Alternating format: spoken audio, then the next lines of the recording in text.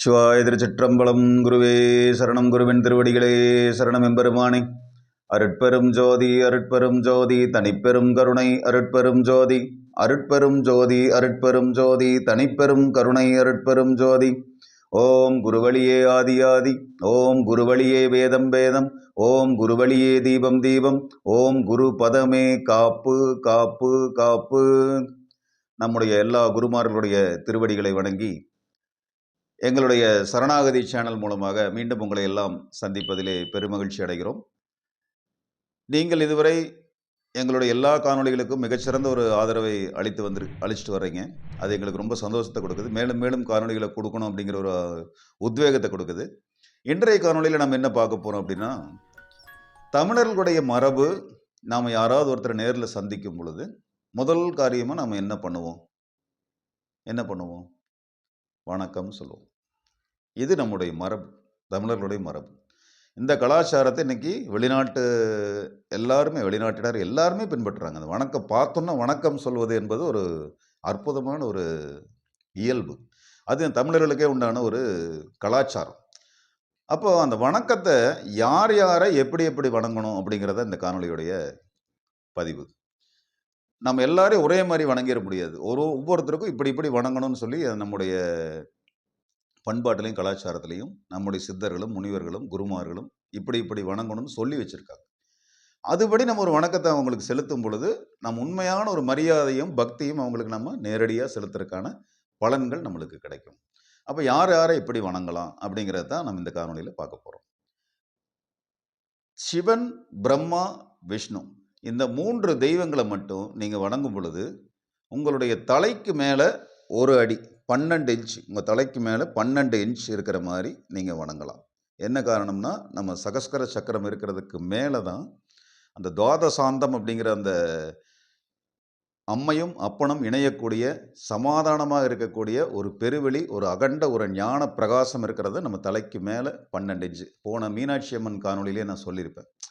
அப்போது இந்த 3 முப்பெரும் தெய்வங்களை மட்டும் நாம் அந்த இடத்துல தலைக்கு மேலே 12 அங்குலம் நாம் தலையில் கைகூப்பி இந்த 3 தெய்வங்களை மட்டும்தான் வணங்கணும்.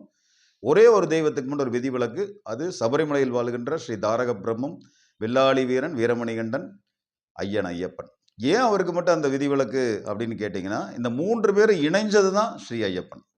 அவர் தாரக பிரம்மம் அப்படின்னா என்ன அர்த்தம்னா, சிவன், பிரம்மா, விஷ்ணு, இந்த 3 பேருடைய ஒற்றுமை தான் சுவாமி ஐயப்பன். அதனால இந்த 3 பேருக்கு தவிர ஐயப்பன் ஒரு தெய்வத்தை மட்டும் தலைக்கு மேலே 12 அங்குலம் கைகூப்பி வணங்கலாம். இதை தவிர இந்த 4 தெய்வங்களை தவிர மற்ற எல்லா தெய்வங்களையும் தலைக்கு மேலே வணங்கணும். இப்படி இப்படி கை வச்சு வணங்கணும், தலைக்கு மேலே. சரி, அடுத்தது நம்ம குருமார்கள் இருக்காங்க இல்லைங்களா, குரு, அவரை நம்ம எப்படி வணங்கணும் அப்படின்னா, நெற்றிக்கு நேராக வணங்கணும். இப்படி வணங்கணும். எதனால் அப்படி வணங்கணும்னா, அந்த நெற்றியில் இருக்கக்கூடிய அந்த 3வது கண், அதுதான் நம்முடைய ஞானக்கண் அப்படின்னு சொல்லி சொல்கிறாங்க. அப்போ அந்த ஞானத்தை கொடுக்கறது யார்? நம்முடைய குரு தானே கொடுப்பாரு. அதனால் குருவை வணங்கும் பொழுது நெற்றிக்கு நேராக இப்படி வணங்கணும். அதற்கு அடுத்தது தந்தை, அரசன், இவங்க 2 பேர்த்தையும் வணங்கும் பொழுது வாய்க்கு நேராக வணங்கணும். இப்படி. எதனால் அது வாய்க்கு நேராக வணங்கணும்னா, தந்தை சொல்மிக்க மந்திரம் இல்லைன்னு சொல்லுவோம். அப்பா சொல்கிறத கேட்டால் வாழ்க்கையில் உருப்பிடலாம் அப்படிங்கிற மாதிரி சொல்லுவாங்க. அதே மாதிரி ஒரு அரசன் ஒரு சொல் சொல்கிறான்னா, அங்கே இருக்கிற பிரஜைகள் எல்லாரும் அது கட்டுப்பட்டே தான் ஆகணும். அந்த வாயிலிருந்து வரக்கூடிய வார்த்தையை மீறக்கு, அரசனுடைய வார்த்தையை மீறக்கு யாருக்கும் அதிகாரம் இல்லை. அதனால் தந்தையும் அரசனையும் வணங்கும் பொழுது வாய்க்கு நேராக வணங்க வேண்டும். அதற்கடுத்து அறநெறியாளர்கள், கோவிலில் தர்ம காரியங்கள் செய்கிறவங்க, ஏழை எளியவங்களுக்கு உதவுறவங்க, அதுபோக கைவிடப்பட்டவங்களுக்கு கை கொடுக்குறவங்க, ஒருத்தருக்கு கடன் கொடுத்து உதவி செய்கிறவங்க, இந்த மாதிரி அறநெறியாளர்கள், தர்மம் தவறாமல் இந்த கலியுகத்தில் அறநெறியை கடைபிடிச்சிட்டு வர்றாங்க இல்லைங்களா, பெரிய ஆட்கள், பெரிய மனிதர்கள், அவர்களை நாம் எப்படி வணங்கணும் அப்படின்னா, மார்புக்கு நேராக வணங்கணும். இப்படி மார்புக்கு நேராக கை வச்சு வணங்கணும். அதுக்கு என்ன அர்த்தம் அப்படின்னா, நீங்கள் செய்யக்கூடிய இந்த தொண்டு என்பது இறை தொண்டுக்கு சமமானது. எனது மனமாற உங்களுக்கு நான் என்னுடைய பிரார்த்தனைகளையும் நன்றிகளையும் காணிக்கையாக்குகிறேன், எனது மனமாற நான் காணிக்கையாக்குகிறேன் அப்படிங்கிறதுக்கு மார்புக்கு நேராக அந்த அறநெறியாளர்கள், அந்த கோவில் வேலைகளை திருப்பணிகளை செய்கிறவங்க, சிவனடியார்களுக்கு உதவி செய்கிறவங்க, பூசாரிகள், கோவில் பூசாரிகள், அறநெறியாளர்கள், தர்மத்தின் வழி நடப்பவர்கள், இவங்க எல்லாரையும் நீங்கள் மார்புக்கு நேராக கை வச்சு வணங்கணும். கடைசியா சொல்லக்கூடிய ஒரு விஷயம். பட் அது வந்து கடைசிங்கிறதுக்காக சிறப்பானதா இல்லாம இருக்காது. ஏன்னா, தாய். தாய வந்து எப்படி வணங்கணும்? அப்படிங்கிறது தான் கடைசியா நம்ம சொல்லப் போறோம். ஒரு தாய வந்து வணங்கும் பொழுது, வயிற்றுக்கு நேரா கை வச்சு வணங்கணும். அதுக்கு காரணம் என்ன அப்படின்னா, அந்த அவங்களுடைய வயிற்றில தான் நம்ம 10 மாதம் குடியிருந்து இந்த பூலோகத்துக்கு நம்ம வந்திருக்கோம். இந்த விஷயங்கள் எல்லாம் பண்றதுக்காக, கர்ம வினைகளுக்கு தகுந்த மாரி இந்த பிறவி எடுத்ததுக்கான காரணமே ஒரு தாய்.